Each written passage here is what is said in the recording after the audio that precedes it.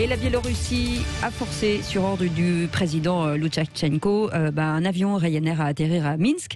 L'Union européenne a décidé hier de fermer son espace aérien aux avions biélorusses. On en parle ce matin avec Frédéric Petit. Bonjour, député MoDem de la 7e circonscription des Français établis hors de France. Oui, bonjour Frédéric Petit. Bonjour. Merci. Bonjour à vous. Merci d'être avec nous. Donc il y a eu une condamnation unanime là, des pays après ce détournement. Jusqu'où faut-il aller aujourd'hui dans d'éventuelles sanctions contre la Biélorussie? Parce que la Biélorussie a donné des justifications en disant qu'il y avait un détournement qui était la conséquence d'une alerte à la bombe. Comment faut-il prendre ça? Non, d'abord, c'est un enlèvement. Il faut être très clair, et je trouve que, y compris dans les réactions politiques, que les réactions que nous avons eues hier, en particulier Jean-Louis Bourlange, le président de la Commission des Affaires étrangères du Parlement français, a été très clair. Il y a quelque chose qu'on appelle le droit d'asile en France et en Europe, mais qui s'appelle internationalement, qui s'appelle le droit de protection spéciale. Le Bélarus, les autorités du Bélarus sont venues récupérer quelqu'un que nous avions tous la charge de protéger, parce qu'ils veulent le mettre à mort. Et cette personne, moins de 24 heures après, est déjà à l'hôpital. C'est de ça qu'il s'agit. Le Bélarus, manifestement, il y avait des services secrets, des acteurs dans l'avion qui ont fomenté ça, et au passage, sur l'espace, voilà, ils avaient besoin de récupérer Monsieur Protasevich, et ils sont venus le récupérer au défi de tout le droit international, et ça nous concerne tous les Européens. Ce droit d'asile, ce droit de protection sur un journaliste qui risque de 26 ans, qui risque maintenant sa peau, il est à vous, il est à moi, parce qu'il a été accordé par la Lituanie au nom des Européens. Ouais. C'est ça qui se passe. Vous avez vu hier... Donc, évidemment, il faut réagir. C'est quelque chose d'absolument terrible. Ouais. Il est passé aux aveux. On imagine comment, bien sûr. Qu'est-ce qu'il peut craindre du régime? Vous avez dit... aux aveux de quoi? Aux aveux de... Mais il craint la peine de mort. Il est accusé de terrorisme. Il est sur la même liste que Daesh. Voilà pourquoi, parce que quand il avait, depuis son adolescence, il comprend mieux l'informatique que la génération précédente au Bélarus, et qui passe des informations. C'est un journaliste. C'est un journaliste. C'est pas un terroriste. Il a jamais porté d'armes, etc. Il est accusé. Il est sur la même liste de terroristes que Daesh. Il risque la peine de mort. Il y a la peine de mort au Bélarus pour les terroristes. Et aujourd'hui, il est accusé de Bélarus. Et puis, il faut faire attention aux mots qu'on utilise. Je veux dire, 24 heures après un enlèvement, on n'est pas jugé. Oui, bien sûr. Non, mais ça, c'est parce que... Voilà. Et aujourd'hui, il est à l'hôpital. Il est à l'hôpital entre la vie et la mort. Oui. Et il risque la peine de mort. Oui.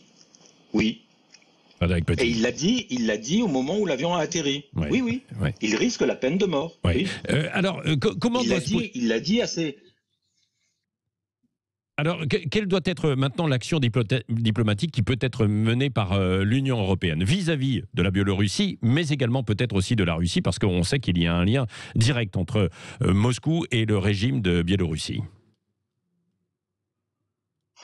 Alors, deux réponses. D'abord, la réponse diplomatique, elle doit être de deux côtés. Elle doit être d'une part avec ceux qui estiment qu'ils ont l'autorité au Bélarus et qui ne l'ont pas, puisque je vous rappelle que nous n'avons pas reconnu, en tant que pays, en tant qu'Europe, nous n'avons pas reconnu l'élection de l'an dernier. Donc, il faut que notre voilà, on n'est pas chez nous, hein, donc moi je suis très clair là-dessus.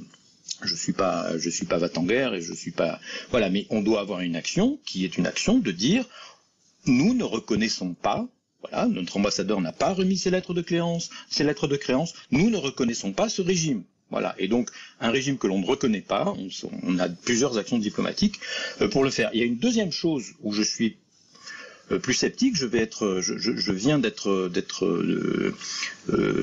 recevoir une mission de la part de la Commission des Affaires étrangères de l'Assemblée nationale pour aller étudier le sujet sur place. Et il faut que nous aidions les forces démocratiques qui se sont réfugiées soit à Vilnius, soit à Varsovie, parce que c'est une région qui a une culture commune, c'est une région absolument passionnante pour l'Europe, c'est là que nous devons inventer notre voisinage européen, et nous devrions avoir une action ce qu'on appelle la diplomatie soft, que moi j'appelle la présence française dans le monde plutôt, qui soit beaucoup plus déterminée pour aider.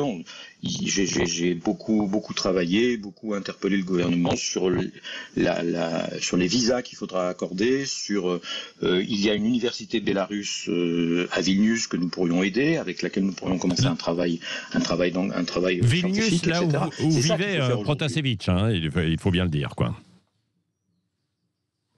Ah mais de toute façon, si vous voulez, les Bélarusses qui ont fui le pays, pourquoi se réfugient-ils à Vilnius? À Vilnius, vous êtes dans ce que les Polonais appellent les kresy, c'est-à-dire les confins, et qui allaient, il y a plusieurs siècles, de la mer Baltique à la mer Noire. C'est-à-dire c'est une région où c'est une région qui a été parfois, à certaines époques humanistes, a été un exemple d'interculturalité et de capacité à vivre ce que j'appelle moi parfois des dégradés de frontières et des dégradés de culturels.